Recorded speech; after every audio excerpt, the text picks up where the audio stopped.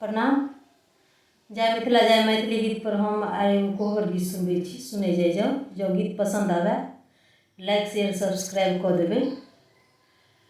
कोहबर लिखा चललनि सासु कौशल्या रानी, हाथ लेल कलम दबात हे। चारू दिस लिखलनि सासु इरिचा मिरिचिया, बिचहीमे बाँसक बीट हे। चारू दिस लिखलनि सासु इरिचा मिरिचिया, बिचहीमे बाँसक बीट हे। ओहि कोहबर सुत गेल दुल्हा से, रामचंद्र दुल्हा संगहिमे सिया सुकुमारी हे। ओहि कोहबर सुत गेल दुल्हा से, रामचंद्र दुल्हा संगहिमे सिया सुकुमारी।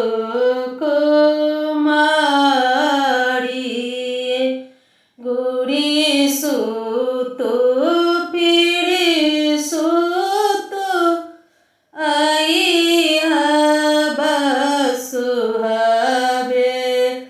आही घामे भिजल शरीर हे।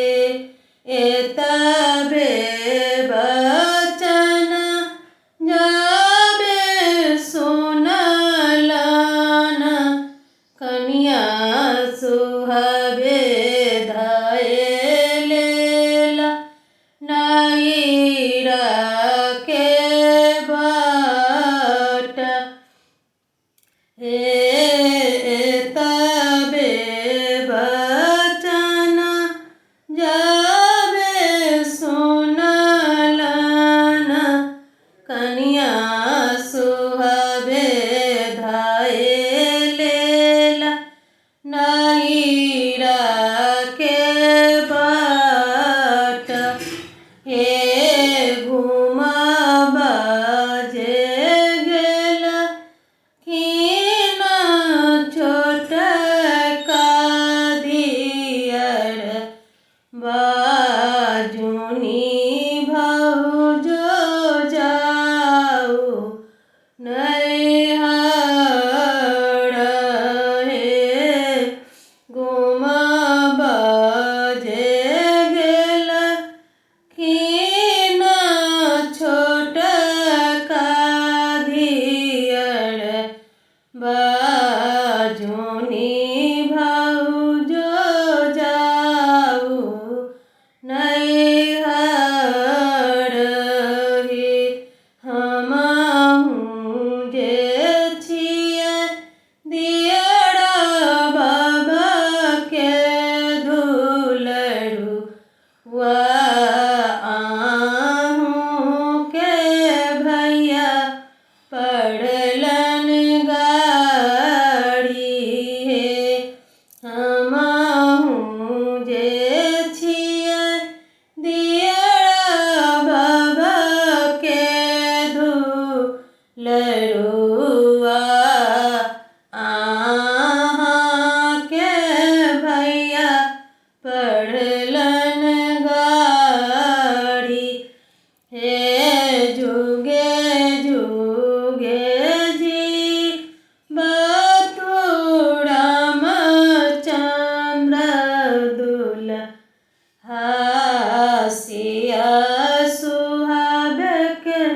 बढ़ाई